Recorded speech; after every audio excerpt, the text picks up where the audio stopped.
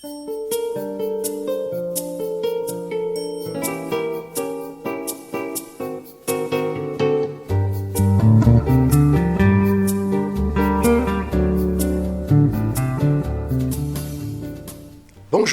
bienvenue dans cette analyse des transits planétaires autour du zodiaque en rapport avec le signe des poissons, qui doit être votre signe ou votre ascendant. Quel qu'il soit, vous êtes concerné par ce que je vais vous expliquer maintenant. Certains transits planétaires majeurs vont se produire et je pense qu'il est important d'en être averti parce qu'ils peuvent vous être très très utiles. Alors, je vais couvrir dans la première partie de cette analyse l'influence des planètes lentes, l'influence possible, probable, des planètes lentes dans certains secteurs de votre vie plutôt que dans d'autres. Et dans la deuxième partie, j'aborderai les transits de Mars, qui est une planète beaucoup plus rapide que les autres, et ceux également, ou celui plutôt, de Vénus quand cette planète traversera le signe des Poissons. Et on terminera avec les 3 périodes de rétrogradation de Mercure en 2021, qui devraient aussi être très importantes. Il faut en prendre note et considération aussi, bien sûr. On verra cela donc, tout cela, en temps et en heure. Pour l'instant, je vais commencer avec les transits de 2 géantes planètes, les 2 géantes, qui s'appellent Jupiter et Saturne.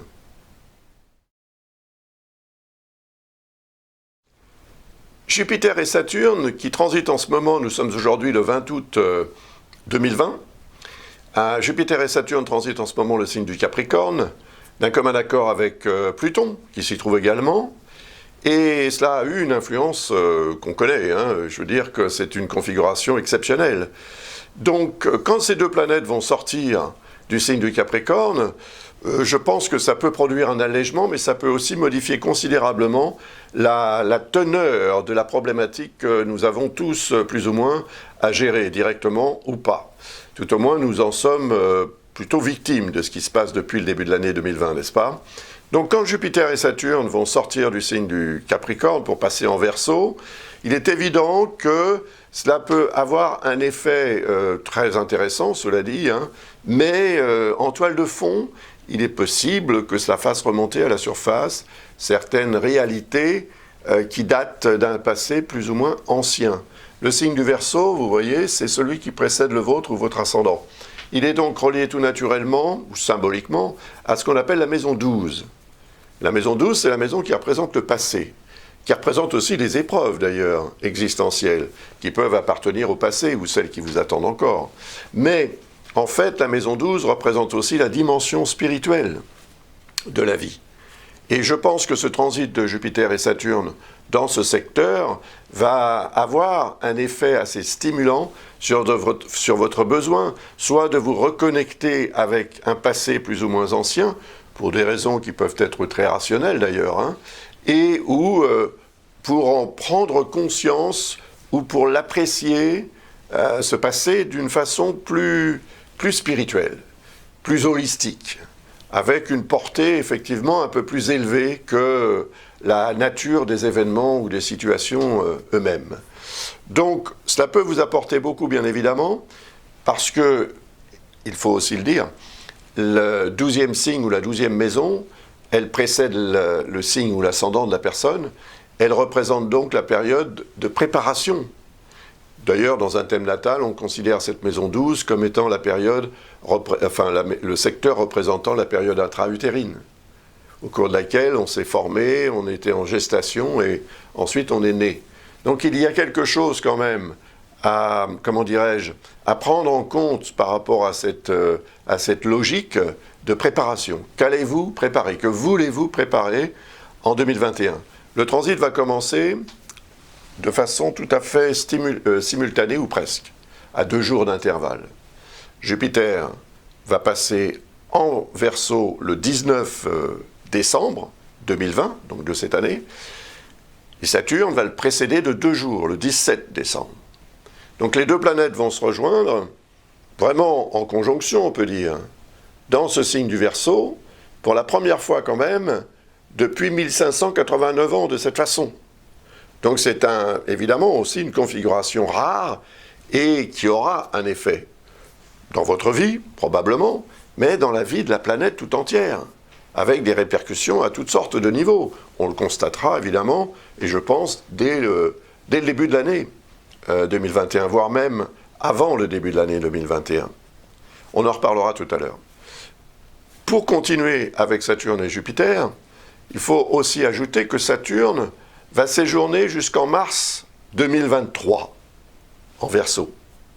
Et après ça, il va rentrer dans le signe des Poissons, bien sûr, pour transiter ce signe pendant également environ 2 ans et demi. C'est le temps que met en général Saturne pour traverser un signe. Et Jupiter est plus rapide. Jupiter met 12 ans pour faire le tour du zodiaque, alors que Saturne met 29 ans et demi pour faire le même circuit. Donc, la rapidité de Jupiter va lui permettre d'atteindre le signe des Poissons, qui est le vôtre. Alors, dans un premier temps, parce que ça ne va pas en fait se concrétiser vraiment en 2021, le 13 mai, Jupiter va arriver en Poissons. Il va s'y introduire, on peut dire assez timidement, puisqu'il n'ira que jusqu'à 2 degrés à peu près du signe, et ensuite il reviendra en Verseau. De notre point de vue sur Terre, si vous voulez, la planète semblera effectivement rétrogradée. C'est une aberration d'optique, mais ça a un sens. Et symboliquement, ça veut dire qu'à partir du moment où Jupiter va revenir en Verseau, jusqu'à la fin de l'année 2021, vous allez devoir vous-même revenir sur certains détails d'une affaire qui vous concerne, d'une situation qui vous concerne, mais qui représente aussi un potentiel d'évolution notoire dont vous pourrez profiter en 2022. Alors, à partir du 13 mai, Jupiter entre en Poissons, il va progresser jusqu'à environ 2 degrés, en fait c'est 2 degrés 11 minutes, très précisément, donc vraiment au tout début du signe, et puis il va rétrograder.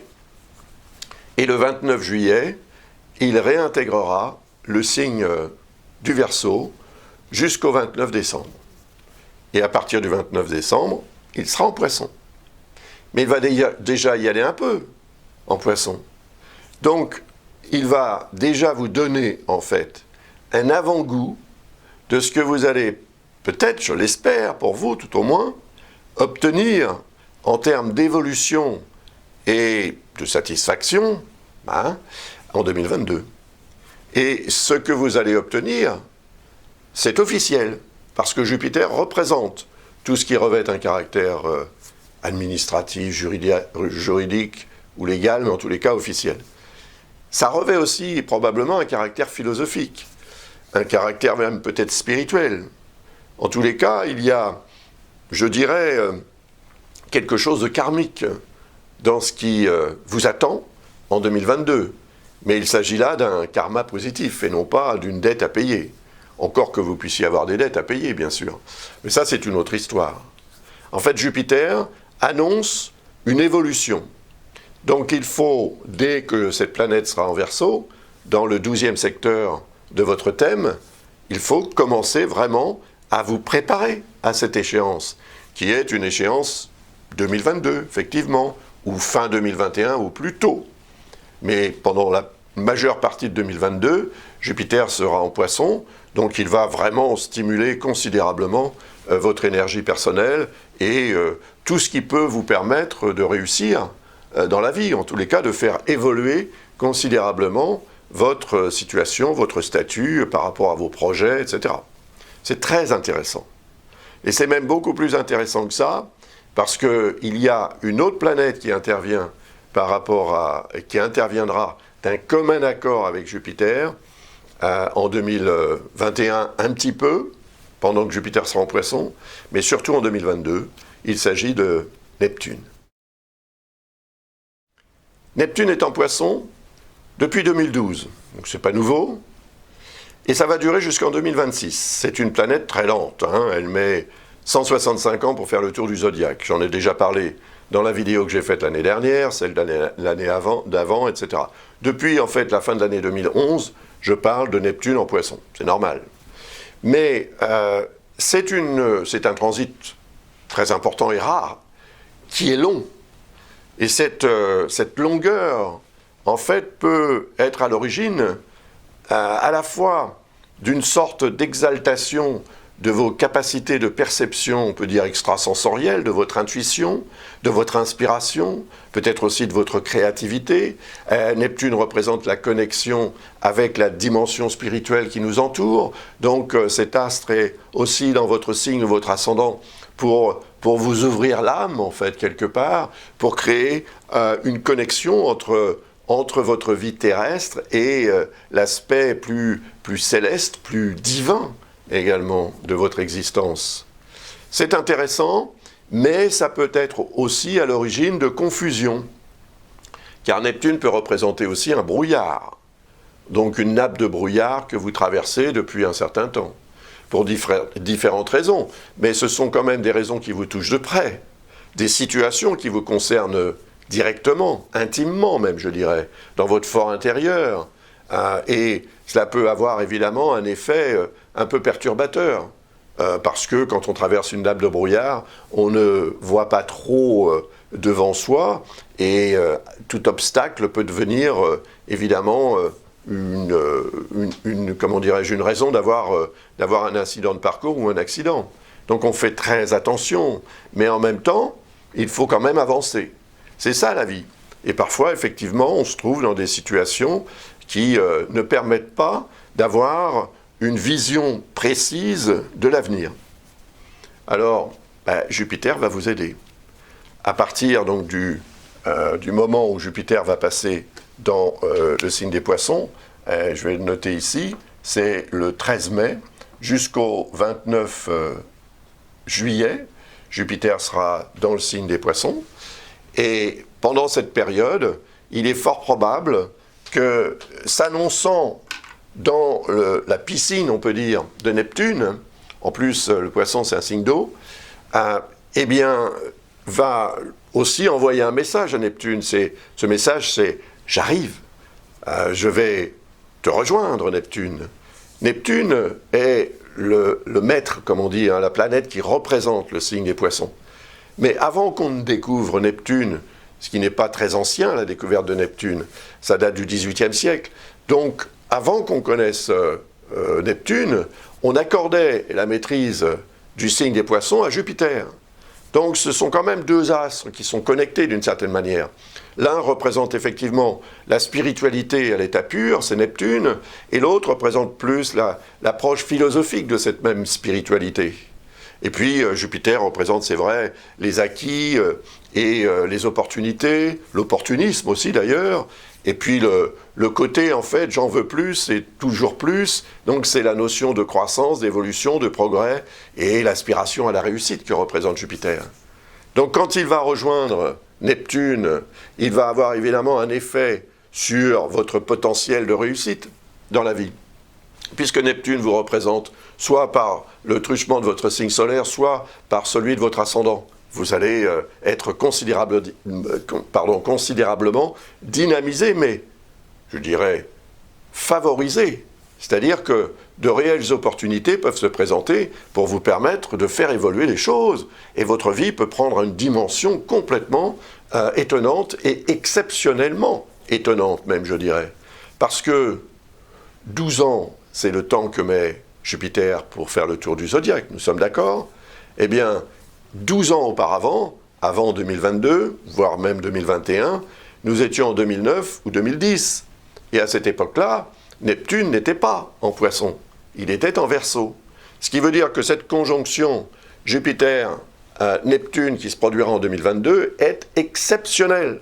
Il faut la préparer, il faut vous y préparer à cette échéance. C'est vraiment un événement cosmique qui, pour vous, aura une résonance et des conséquences que vous n'imaginez certainement pas aujourd'hui, au moment où je vous en parle. Mais il est probable quand même que vous obteniez une première perception des choses, on peut dire, et peut-être d'ailleurs de façon tout à fait officielle, pendant le transit de Jupiter en Poisson, ce transit timide sur le bord de la piscine, et puis Jupiter va remonter sur le quai, on peut dire, et repartir en Verseau pour finir ce qu'il a à faire. Ça veut dire que vous aurez à terminer cette phase de préparation à l'entrée de Jupiter en Poisson, dès la fin de l'année 2021. Donc c'est ce qu'il faut préparer. Et 2021 peut être effectivement considéré comme une année de préparation. Parce que ce que vous allez obtenir en 2022 aura des répercussions très concrètes en 2023. La raison en est qu'en 2023, c'est Saturne qui va arriver en Poisson. Et voilà. Donc j'en parlerai évidemment dans la vidéo que je ferai l'année prochaine pour le signe des Poissons, et puis également dans celle que je ferai pour 2023, en 2022.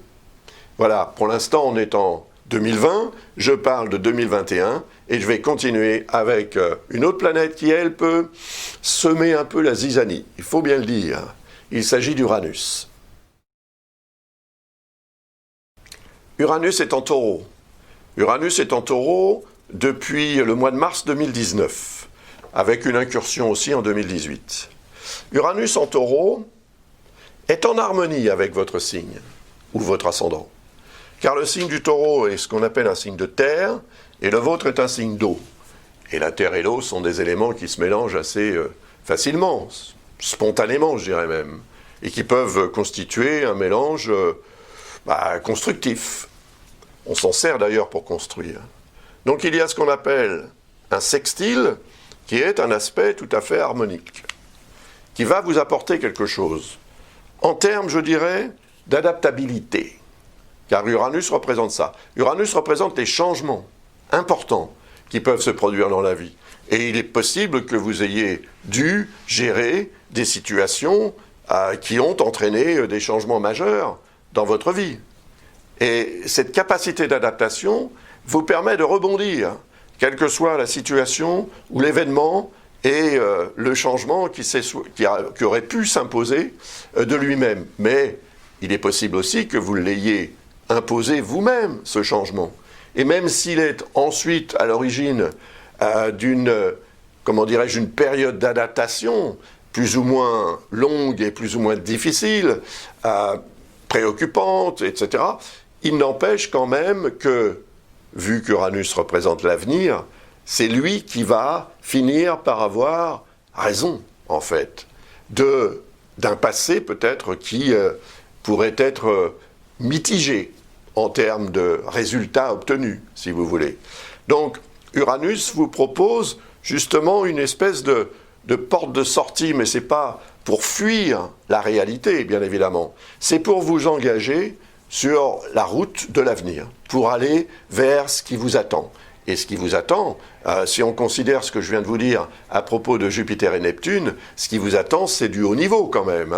D'autant plus que quand Jupiter et Neptune seront en Poisson, eh bien Uranus sera toujours en accord avec le signe des Poissons, puisqu'il va y séjourner dans le signe du Taureau jusqu'en 2025-2026. Donc jusque-là, de toute façon, il augmentera naturellement à la fois vos capacités d'adaptation, mais également une forme d'originalité, une inventivité aussi, qui peut vous être effectivement très utile, qui peut servir votre cause ou vos causes, quelles que soient les situations dans lesquelles vous serez. Uranus sera toujours là, en fait, pour vous prêter main forte, en quelque sorte, et pour vous retenir si vous allez tomber, par exemple, ou bien pour vous aider à voir ce que vous ne voyez pas, ou ce dont vous ne prenez pas conscience. Mais cette énergie, en fait, uranienne, c'est aussi l'énergie qui représente ce secteur de votre thème. Et ce qui est un petit peu embêtant, si on veut, c'est que Uranus en Taureau n'est pas particulièrement en accord avec Jupiter et Saturne en Verseau dans son signe. Donc ça veut dire qu'il n'est pas particulièrement heureux de voir ces deux-là débouler chez lui, en quelque sorte, alors qu'il n'y est pas, et bien évidemment. Donc Uranus va avoir un effet, mais ce n'est pas forcément un effet dans votre vie directement, c'est un effet beaucoup plus global qui va évidemment affecter la planète tout entière, on peut dire, le monde. Et ce qui se passera en 2021 aura évidemment aussi des ramifications avec ce qui se passe actuellement en 2020, évidemment. Cela va s'orienter certainement très différemment de ce qu'on attend. Parce qu'avec Uranus, on ne peut pas s'attendre à ce qu'Uranus nous réserve. Donc le changement et l'aspect vibratoire de cette configuration va nous dépasser tous. Et donc il faudra s'adapter. Alors heureusement, vous faites partie de celles et ceux qui sauront plus facilement et spontanément, sans même avoir besoin de réfléchir, d'ailleurs ce sera comme une sorte de réflexe ou d'automatisme, je m'adapte. Ah bon, c'est comme ça? Je m'adapte. Voyez? Donc ça vous permettra une facilité pour vous mouvoir, un peu comme un poisson d'ailleurs, et suivre les courants qui seront les plus favorables pour vous. Donc Uranus est à votre service, on peut dire, et connectez-vous avec cette énergie, parce que plus vous la ressentirez quelque part, plus vous en ferez aussi une collaboratrice de cette énergie, plus c'est vrai qu'elle va vous aider à avoir des idées aussi, des idées parfois même peut-être géniales. En tous les cas, elle vous servira aussi pour saisir les opportunités le plus rapidement possible, car certaines opportunités vont passer très vite, effectivement. Et si vous n'êtes pas, disposé ou disponible, eh bien, elles ne repasseront peut-être jamais. Donc Uranus va vous permettre d'être beaucoup plus rapide dans votre façon d'exercer cette adaptabilité et de vous servir de ce qui passera en vous connectant en fait quelque part à ces fameuses opportunités, en ressentant leurs bienfaits avant même d'ailleurs de les avoir saisies, ces opportunités. Donc ça vous donne une longueur d'avance quand même sur beaucoup d'autres signes et personnes autour de vous. Car selon le signe ou l'ascendant de quelqu'un, Uranus peut agir complètement différemment. C'est évident. Il suffit de regarder mes autres vidéos si ça vous intéresse pour en avoir une information supplémentaire. Donc, vous faites peut-être partie des petits vernis, on peut dire, de l'année 2021, mais sachez quand même que ce sera pour le monde globalement une année compliquée, surtout les premiers mois de l'année 2021. Donc ne vous attendez quand même pas à des miracles pendant cette période, mais ensuite, et surtout à partir de la mi-mai, les choses vont certainement évoluer très rapidement. Pas trop rapidement, cela dit, de donner du temps au temps quand même, et faites en sorte que ce que vous voulez obtenir le soit dans les règles de l'art. Et même si il faut effectivement attendre jusqu'à la fin de l'année 2021 ou début 2022, pour en profiter pendant tout 2022 et au-delà, je pense que le jeu en vaut la chandelle, comme on dit, hein, et que l'attente en vaut aussi la patience que vous mettrez et les efforts aussi que vous ferez, bien évidemment, pour tirer le meilleur parti de toutes ces influences cosmiques qui sont là pour vous, en fait. Hein. Il faut bien le souligner et vous en souvenir. Voilà. Ensuite, on va parler d'une autre énergie. Ce n'est pas une planète. Il s'agit d'un point d'énergie, justement, qu'on appelle la Lune noire, ou Lilith également. Et c'est en fait un élément qui risque d'accentuer une forme de perturbation globale. Mais pas pour vous. La Lune noire traverse un signe en environ 9 mois. Elle met environ 9 ans pour faire le tour du zodiaque. Donc la position que j'utilise, parce qu'il y en a plusieurs, c'est ce qu'on appelle la position moyenne de la Lune noire. Elle va entrer en Taureau au mois d'octobre de cette année 2020. Et ce séjour va durer jusqu'au mois de juillet 2021, jusqu'au 19, je crois, ou 18, jusqu'au 18 juillet. Lorsque la Lune noire va entrer en Taureau, Uranus étant évidemment déjà en Taureau depuis un certain temps, l'aspect Lune noire, c'est la zone d'ombre. Donc c'est une notion d'inconnu qui va évidemment produire des points d'interrogation. Qu'est-ce que c'est que ça? Voilà, c'est un petit peu ce que représente la Lune noire. C'est aussi ce qu'on craint. C'est représentatif de l'inconnu, Donc on peut craindre l'inconnu, effectivement. Et la zone d'ombre, c'est ce qu'on ne voit pas. C'est ce qu'on ne voit pas, ou c'est ce qu'on ne veut pas voir, ou c'est ce qu'on ne nous montre pas. C'est ce qu'on ne nous dit pas. Donc il peut y avoir une sorte de climat, en fait, assez glauque, voire parfois un peu morbide, dans la façon dont la population du monde, on peut dire, risque d'être affectée par cette combinaison d'énergie entre la Lune noire et Uranus.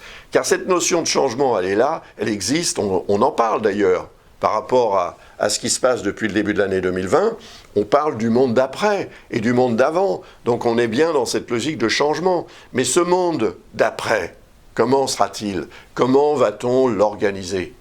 Personne ne le sait, en fait. Donc ce ne sont que des suggestions et peut-être aussi des espoirs, des rêves ou des propositions qui seront faites éventuellement. Mais quand Uranus va arriver ici, au mois d'octobre, dans le signe du Taureau, cette énergie lune noire va avoir un effet encore plus fort sur cette notion de changement, en produisant une inconnue vraiment beaucoup plus évidente en ce qui concerne la notion de changement. Mais il est possible que des changements, évidemment, s'imposent indépendamment de la volonté de chacun, et ces changements affecteront la planète tout entière, plus évidemment à différents endroits qu'à d'autres, mais il n'empêche que nous serons tous quand même concernés. D'autant plus qu'il y a, comme on l'a vu tout à l'heure, une dissonance entre le signe du Taureau et le signe du Verseau, où se trouvent Jupiter et Saturne. Donc cela va accentuer pas mal le marasme et c'est vrai, l'inquiétude en fait, globale. Mais vous, évidemment, la Lune noire transitant le signe du Taureau est en harmonie avec votre signe.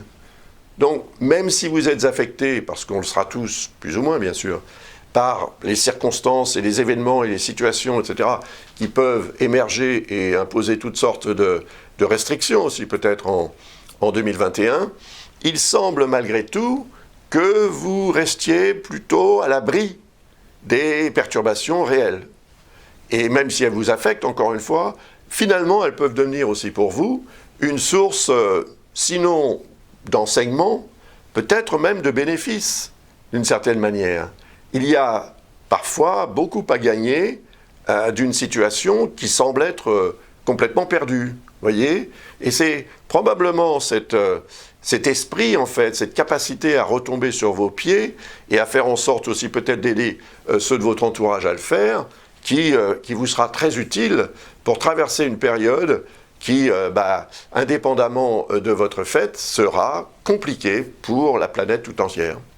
Donc, c'est positif, c'est du positif pour vous, parce que finalement, Uranus représente cette capacité d'adaptation dont je vous parlais, la Lune noire représente la zone d'ombre, vous allez pouvoir vous adapter à cette zone d'ombre et vous diriger aussi, vous orienter dans cette zone d'ombre, malgré le fait qu'il y ait ces dissonances et que ça puisse aussi indiquer que le passé, ou certains aspects de votre passé plus ou moins ancien ou récent, restent une source aussi parfois d'aléas, au niveau même peut-être du moral, parce que Jupiter c'est le côté positif de la personnalité, mais Saturne c'est le côté plutôt, pas négatif, mais en tous les cas pessimiste. Donc le pessimisme et l'optimisme cohabitent, ce n'est pas forcément évident, parce qu'il y a dans votre passé des résidus affectifs, émotionnels ou autres, qui vous dérangent et qui peuvent encore vous déranger. Donc n'allez pas exagérer non plus les choses, ne mettez pas trop d'importance sur ce qui s'est passé. Le passé, c'est passé, laissez-le où il est et avancez vers l'avenir. C'est ce que représente Uranus. Et même s'il y a effectivement une part d'inconnu dans la progression vers l'avenir, il faut y aller, parce que vous serez récompensé. Ça me semble absolument incontournable. Mais la récompense, ou le résultat que vous obtiendrez éventuellement en 2022, grâce à Jupiter et Neptune en Poisson, va beaucoup dépendre aussi de ce que vous allez faire en 2021. Donc cette phase de préparation, elle est essentielle, évidemment, essentielle. Voilà. On va parler maintenant d'un astéroïde qui n'est pas vraiment un astéroïde, en fait, c'est un résidu de comète, comme l'appellent les astrophysiciens ou les astronomes. Il est prisonnier entre Uranus et Saturne. mais il ne sera pas là entre Uranus et Saturne. Il est en Bélier en fait. Il s'agit de Chiron. Chiron donc est en Bélier. Depuis 2018, il est ici. Vous voyez, c'est ce cercle surmonté d'un K. Il est ici, en Bélier, depuis 2018, et c'est un transit qui va quand même durer 8 ans. Cela dit, ça n'a pas forcément une influence négative dans votre cas. Le deuxième signe à partir du vôtre ou de votre ascendant est relié à la symbolique de la deuxième maison astrologique, qui représente le rapport qu'on a avec la matière de la vie. Donc c'est l'argent, c'est les biens matériels et l'aspect matériel d'une façon générale. La deuxième maison représente aussi l'alimentation et l'alimentaire, bien sûr, donc l'argent que vous gagnez pour vous alimenter et pour payer votre loyer, pour payer toutes les factures courantes en fait. Donc cette maison 2, elle intervient beaucoup plus spontanément en termes de participation dans cette vie à l'aspect matériel et ou financier de la vie. C'est le lien avec la matière de la vie. Donc Chiron, qui représente, on dit souvent de Chiron qu'il est le médecin intérieur. Donc il représente la capacité qu'on a tous, plus ou moins, à observer, à analyser les choses, mais surtout à établir un diagnostic. Le diagnostic établi, ensuite, on décide du traitement éventuel à appliquer pour soigner un domaine qui pourrait en avoir besoin. Donc imaginons que ce soit pour vous le secteur des finances ou des rapports avec la matière, ou bien ça peut être aussi en rapport avec votre alimentation, une modification suite à une prise de conscience, une analyse faite et un diagnostic qui en découle peuvent vous permettre de prendre les mesures qui s'imposent ou s'imposeront afin d'améliorer, de retrouver un état de santé optimum ou bien de préserver cet état de santé. Il peut s'agir de votre état de santé en tant que tel, grâce à une alimentation tout à fait adaptée, ou bien ça peut représenter aussi votre état de santé sur le plan matériel, sur le plan financier. C'est votre rapport à la matière de la vie qui peut devenir une source en fait d'analyse et finalement aussi de prise de conscience. C'est ce que représente Chiron. Chiron représente le côté pragmatique quand même de la personnalité de tout un chacun. Donc la capacité de réfléchir entraîne automatiquement, parce que Chiron est dans le signe de Mars, en Bélier, c'est le signe de Mars, c'est le signe de l'action. Mars, c'est la planète qui représente la capacité qu'on a à prendre des décisions, à imposer certaines choses, etc. Je vous en parlerai de Mars dans la deuxième partie de cette vidéo. Et en fait, ça va vous permettre, pendant toute la durée, jusqu'à son entrée en Taureau, qui sera d'ailleurs aussi pour vous une période très agréable, parce que Chiron sera en harmonie directe avec votre signe ou votre ascendant, à partir de 2026. Donc jusqu'en 2026, tant qu'il est dans ce secteur de votre thème, il vous permet de faire plus spontanément et plus facilement une analyse cohérente, rationnelle et objective de votre situation, sur le plan évidemment des rapports que vous avez avec la matière de la vie. Et ça passe par votre corps, bien évidemment. C'est un corps physique que vous avez, n'est-ce pas? Vous n'êtes pas un être sans physiologie.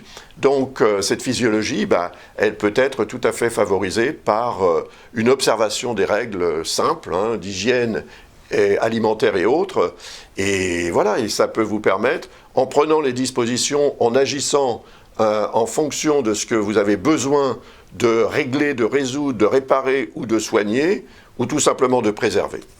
Et ça vous aidera jusqu'en 2026. Donc je vous en reparlerai l'année prochaine, mais évidemment, Chiron sera peut-être orienté différemment par rapport à d'autres éléments du thème. On en reparlera l'année prochaine. Maintenant, donc j'ai terminé cette première partie de cette analyse complète des transits planétaires lents. Je vais passer à l'analyse des transits plus rapides, celui de Mars en particulier. Ceux de Mars sont très importants, comme vous allez le constater si vous regardez cette deuxième partie. Je vous rejoins donc, ou rejoignez-moi plutôt donc tout de suite, ou dès que vous le voudrez, bien évidemment, pour cette deuxième partie. À bientôt.